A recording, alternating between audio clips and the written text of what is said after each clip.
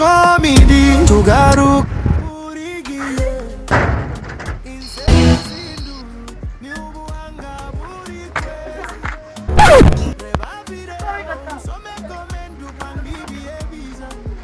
Vie umeste wa kintu cyangwa iki ibikoresho byawe byamaze gukura gushakira urugo rwawe kuko ndi kubona bya bindi bimaze gukura Vie bebe mbem nizere ko iyo box yawe tutagiye kuyigarukaho uri kunyumva cyangwa ushaka urugo rwawe ariko Vie iyi box wanguriye man ndira ku ishuri izira kangatira kandi urabizi rashize turi inshuti pe nejo bundi mu bizamini nge ku ishuri ndanza mukina abakobwa barangatira ejo nagusangura ko Vie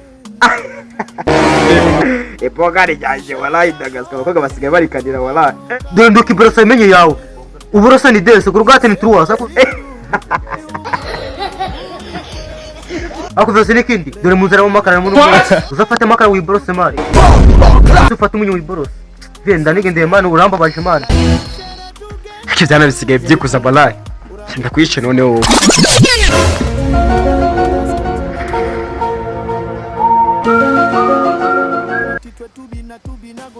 Sibyo bigiye mu rugukira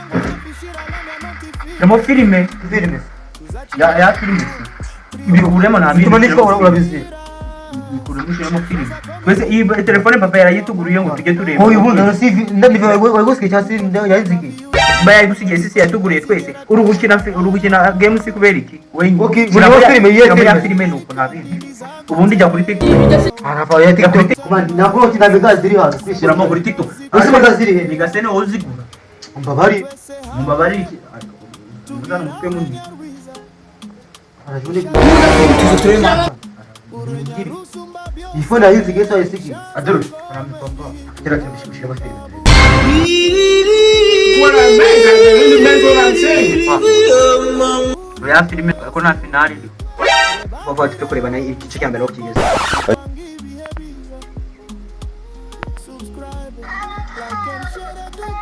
You know what I need to tell you. Iyo ni filime nakubwiye gushira amasi cyangwa ushiramo ibere ituzimye fafu bitari uwo muntu uri kumva ugiye no kupanagara amazi gari gusakuza unabwira na mama wawe kandi asase sizo umuntu aruganira nabo yute uwo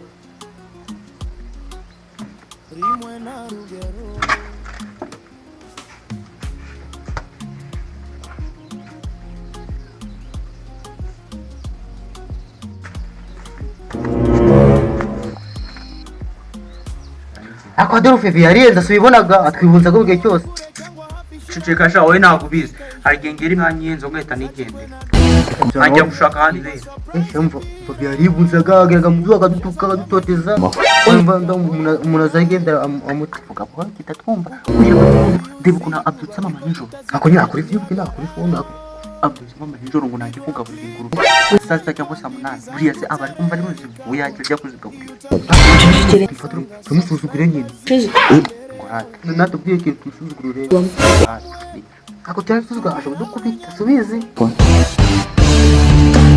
akazi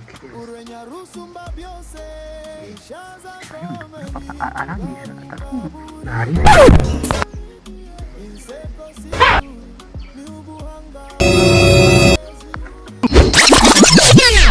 adoro ajya biga mu kangahe street Deposire ni ibiki agondene ahantu bigisha wagize amanota ngahe 8 na wabaye wa mbere ninde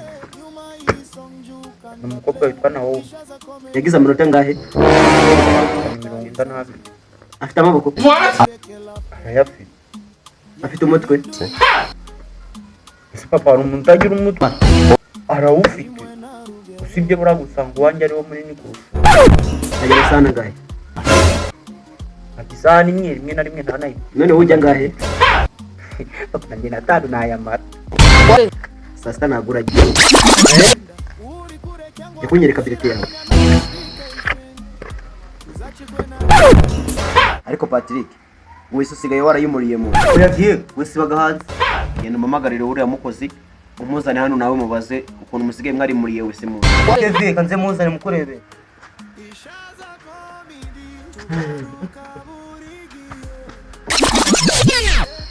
Ngwino namuzanye. Warusha. Osha, wese musigaye mwana yimuriye mu nzu. Wese hanze. Usibye ko nguyu anyara kwa mbere no kwa kabiri no kwa gatatu. None ushatse kumbwira yuko musigaye mugira imitsi yo kunyara ku buriri. None si ubu kuwa gatatu ninde wari kunyara ko? Oya vie, twese twahanyaye. Kabiri ngo ni vuba vuba ahubwo. Ego vie, kanze kakuzane. Vie ngina yizanye. Ni ngo nzaniye kumanyo. Kanze kuzane ndi vie. Vie ngina yizanye. Bago jamaa sefu bako. Buchamira sefafu. Kasongo ye. Mombali nanga. Kasongo mbona Ndabahanye nkakomeza kundosereza inzu yanjye. Ngomba gukubita ubwo buno bwanyu, buno byose bigafunga mukajya muraryama kandi cyangwa muza murambara papex kugira mutanyara ku buriri. Yamavuba urakubitwa sengani. Ah? Nginguri sengani oya. Umva rero, singiye kumugazwa na vie anga. Habwo nawe ubishaka, twareka kumugazwa na vie tugashinga ikigeto yacu. Ugende n'ibindi. Mwana nanjye ndinda. Iwuje. Iyo utagira ubwenge kugendesha, ujye guhata ketu yawe. Iyo uguma hano, cyo kibuno nari kugikubita kigenda kiri gupondekana, kigenda kiri kubyina amapiano. Jesus is Lord.